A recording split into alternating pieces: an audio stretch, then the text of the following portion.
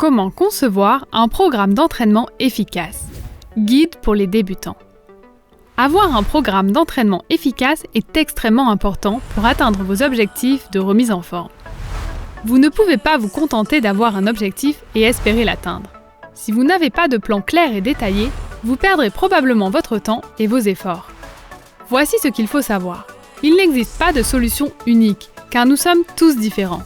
Ainsi, la création d'un programme d'exercice varie en fonction de votre âge, de votre objectif, de votre niveau de forme physique, de votre style de vie et plus encore. Même avec des tonnes de vidéos d'entraînement, vous devez toujours savoir pourquoi vous faites cet entraînement plutôt que de le suivre aveuglément. Dans cette vidéo, nous verrons donc en 5 étapes quelles sont les bases pour commencer un programme d'entraînement simple mais efficace. Cela peut sembler décourageant, mais une fois que vous connaissez les bases et que vous construisez autour de ça, tout devient simple et même amusant. Étape 1. La constance. La constance est le facteur numéro 1 qui vous permettra d'obtenir des résultats. Vous devez vous entraîner fréquemment sur une longue période. Il faut donc s'y prendre dès le début. Il s'agit d'un engagement à long terme qui nécessite de la discipline. Il n'y a pas de raccourci pour obtenir les résultats que vous souhaitez. La première étape consiste donc à évaluer votre style de vie et à créer un programme personnalisé qui sera cohérent pour vous. Posez-vous ces questions. Combien de jours par semaine puis-je consacrer à l'exercice? Quelle peut être la durée de chaque séance d'entraînement? Quel moment de la journée convient à mon emploi du temps? Prenez un stylo et du papier et notez-le.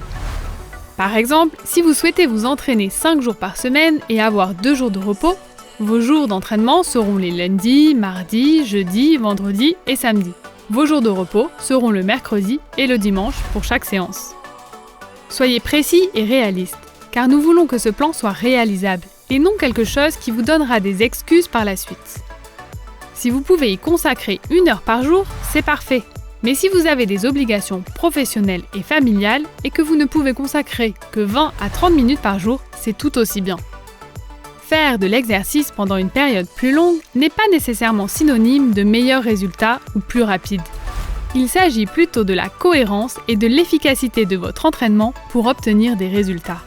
De nombreuses histoires de réussite affirment que des personnes qui ne pouvaient consacrer que 20 à 30 minutes par jour à une quantité réduite d'exercice ont obtenu des résultats parce qu'elles étaient constantes. Beaucoup de personnes se demandent quel est le meilleur moment pour s'entraîner.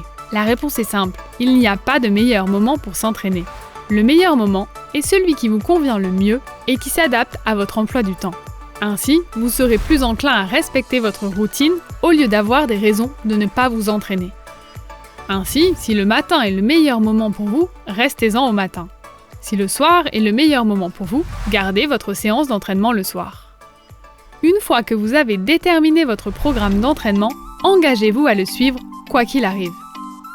Sachez que la constance est la chose la plus importante pour créer un programme réussi. Étape 2. La diversité. La prochaine étape consiste à déterminer quels entraînements je dois faire. Il est important de savoir que vous devez effectuer des entraînements pour l'ensemble du corps, en vous concentrant sur tous les principaux muscles afin de brûler les graisses et d'augmenter la masse musculaire maigre. FitZone vous propose de nombreuses vidéos comprenant des programmes d'entraînement pour toutes les parties du corps. On ne peut pas réduire les graisses de façon ponctuelle. En général, il existe 2 types d'entraînement, l'entraînement de force ou l'entraînement cardio. Bien sûr, il existe aussi des entraînements qui combinent les deux, comme l'entraînement par intervalle ou en circuit. Ces types d'entraînement sont le moyen le plus efficace de brûler les graisses. Et pour se tonifier en peu de temps, voyons la différence entre la force et le cardio. La force ou l'haltérophilie sont des exercices visant à améliorer votre force et à construire des muscles maigres. La musculation est importante, car plus vous avez de muscles maigres, plus votre taux métabolique est élevé. Cela signifie que votre corps brûlera les graisses plus efficacement, même lorsque vous êtes au repos. Les exercices de cardio aérobique sont des exercices suffisamment intenses pour augmenter votre respiration et votre rythme cardiaque à un rythme continu et régulier. Les exercices cardio sont importants pour développer l'endurance, brûler les calories et l'excès de graisse du corps. Sur quels exercices devriez-vous vous concentrer? Cela dépend vraiment de votre objectif. Si votre objectif est de perdre du poids, vous devez combiner des exercices de cardio et de musculation. Si votre objectif est de prendre du poids, vous devez intégrer beaucoup plus de musculation dans votre programme et ne faire du cardio qu'occasionnellement. Sur la base de vos jours d'entraînement, divisez 2 jours d'entraînement de force, 2 jours d'entraînement de conditionnement physique avec frappe et 1 jour de faible intensité ou de rythme régulier. Par exemple, le lundi peut être un entraînement de force du bas du corps. Mardi, ce sera une séance d'entraînement de conditionnement pour tout le corps.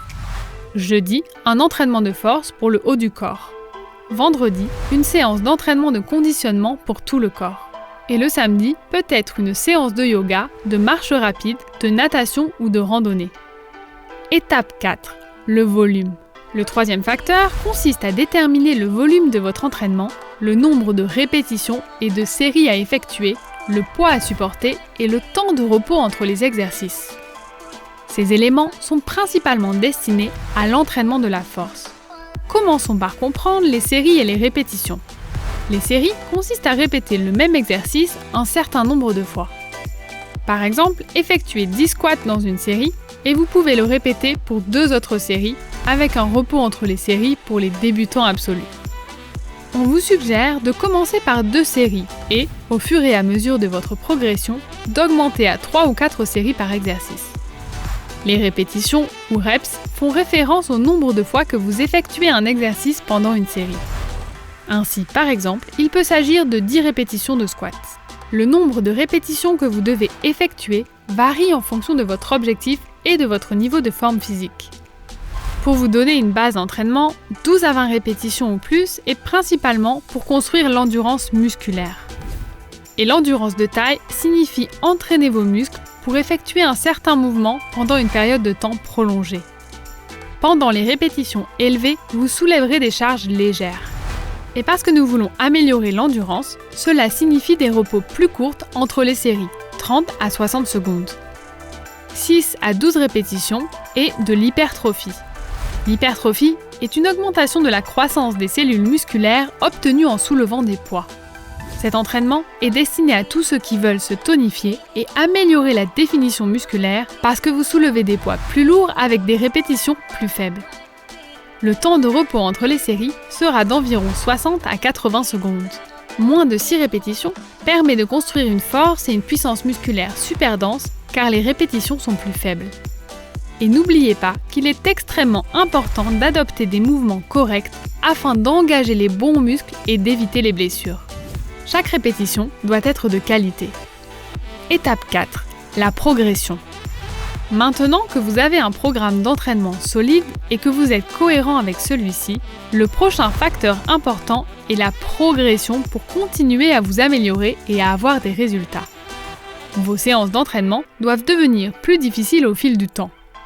Vous ne pouvez pas vous contenter d'un entraînement de débutant que vous faites depuis 2 mois et vous demander pourquoi vous ne voyez pas de résultats. Si vous ne progressez plus dans votre entraînement, c'est à ce moment-là que vous atteindrez un plateau. Mais ne durcissez pas les choses trop rapidement. Il faut du temps pour développer la force et l'endurance. Progressez lentement et progressivement. De cette façon, vous créerez quand même des changements, mais sans risque de blessure. En règle générale, il est préférable de s'entraîner pendant 4 à 6 semaines à un niveau de difficulté donné. Avant d'ajouter plus de défis à votre entraînement, vous pouvez augmenter la charge de travail. Cela signifie soulever des poids plus lourds, augmenter votre vitesse de course, augmenter le volume de l'entraînement, qu'il s'agisse de plus de répétitions, de séries ou d'intervalles, augmenter la durée de l'entraînement, réduire le temps de repos ou encore introduire des mouvements plus difficiles. Il n'y a pas de réponse toute faite à la question de savoir comment progresser dans votre programme. Plus vous vous entraînerez et comprendrez votre corps, plus vous commencerez à adapter votre entraînement afin de vous mettre au défi et de faire en sorte que les choses restent amusantes, fraîches et moins monotones. Ainsi, vous attendrez avec impatience vos sessions d'entraînement. Étape 5. Gardez des traces. Nous considérons souvent cela comme allant de soi, mais il est extrêmement important de garder une trace de vos séances d'entraînement. C'est le seul moyen de revenir en arrière, de passer en revue chaque séance, de suivre vos progrès et même de célébrer vos succès en cours de route. Tenez un journal de fitness et gardez une trace de chaque séance d'entraînement. Votre journal doit être à la fois objectif et subjectif. Notez les exercices, les poids, les séries, les répétitions, la durée de l'entraînement, le temps de repos, la façon dont votre corps se sent, le niveau de récupération et l'état mental. Ces données vous permettront de voir ce qui fonctionne et ce qui ne fonctionne pas. Ainsi, au fil du temps, vous pourrez créer un programme d'entraînement qui sera efficace pour vous. Il faut vraiment du temps pour comprendre son propre corps. Il ne suffit pas de créer un programme d'entraînement pour savoir qu'il va fonctionner immédiatement. Vous devez constamment vous adapter et apporter des changements en cours de route. En outre, le fait de prendre des vidéos est également un excellent moyen de vous tenir responsable de vos objectifs. N'oublions pas non plus que la nutrition et l'alimentation représentent encore 80% des résultats pour voir des changements permanents. Il s'agit d'une combinaison entre avoir un programme d'entraînement efficace, manger une alimentation équilibrée qui correspond à votre objectif et se reposer suffisamment. Alors, ces conseils vous ont-ils aidé ? Avez-vous changé votre programme d'entraînement ? Faites-le nous savoir dans les commentaires. Vous avez apprécié cette vidéo ? N'hésitez pas à liker, partager et surtout à vous abonner, sans oublier la cloche de notification pour être informé dès qu'une nouvelle vidéo sortira. À bientôt!